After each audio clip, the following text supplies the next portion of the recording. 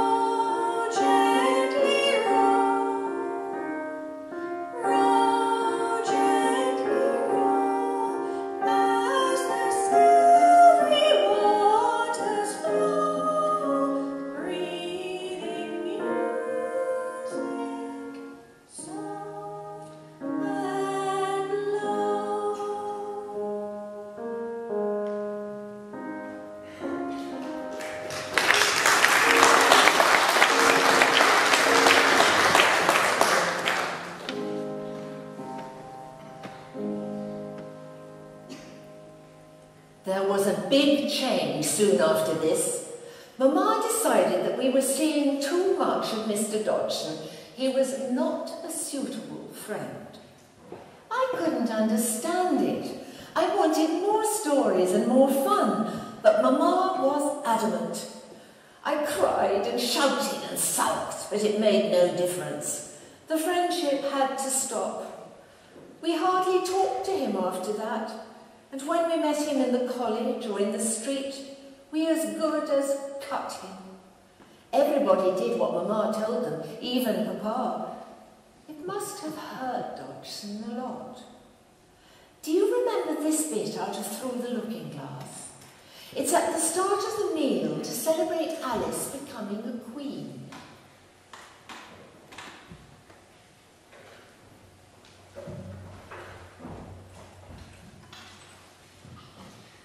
There were 3 chairs at the head of the table.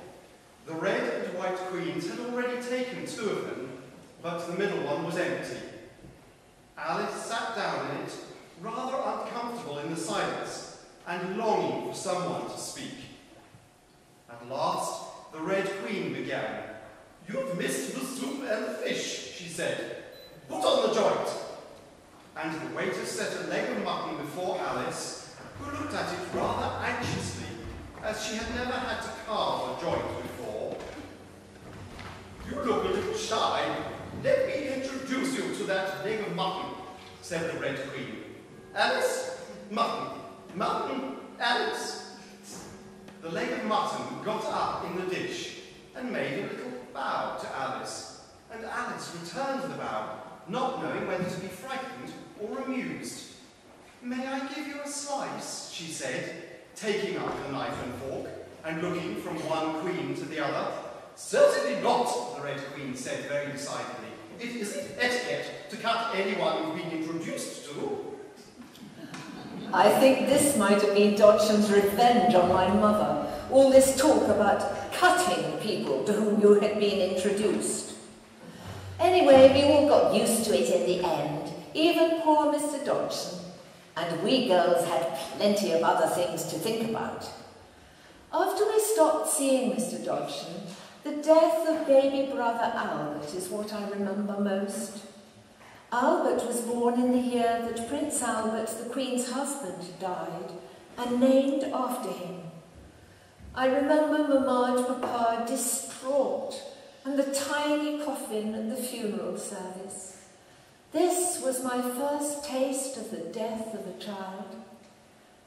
But infant deaths were more accepted and expected then, and life went on, and things settled back until they seemed normal once again.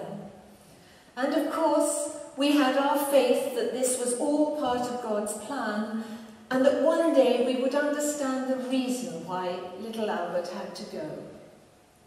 We three girls were growing up and had plenty to think of and to look forward to, particularly the college balls and dances. They were the big thing in our lives. We spent hours in the dancing classes, learning the complicated steps of dances like the quadrille. Maybe you remember Dodgson's poem about the lobster quadrille. "Oh, you sing," said the Gryphon. "I've forgotten the words." So they began solemnly dancing round and round Alice, every now and then treading on her toes when they passed too close, and waving their forepaws to mark the time, while the Mock Turtle sang this very sadly.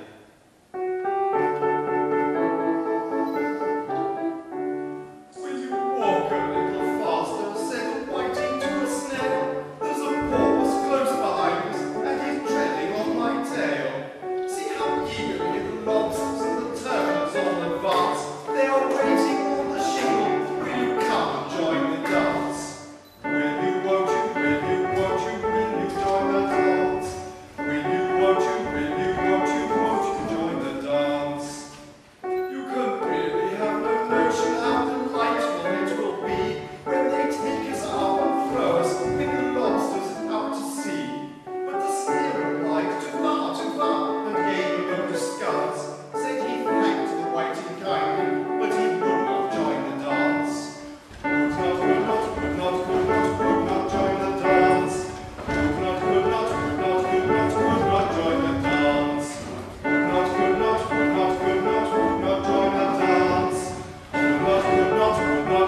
Would not join the dance.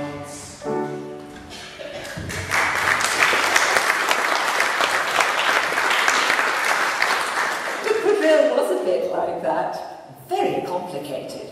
I never danced with a whiting or a snail, but sometimes it seems as it would have been an improvement on some of the undergraduates who danced with us.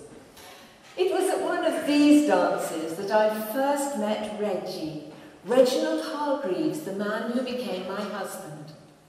Unlike most of them, he was a wonderful dancer. I'd seen him around the college and noticed him.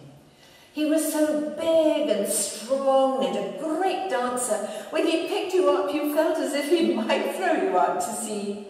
And he wasn't a total duffer at conversation either. The trouble was that he danced with Tilly just as often as he danced with me. I was so jealous.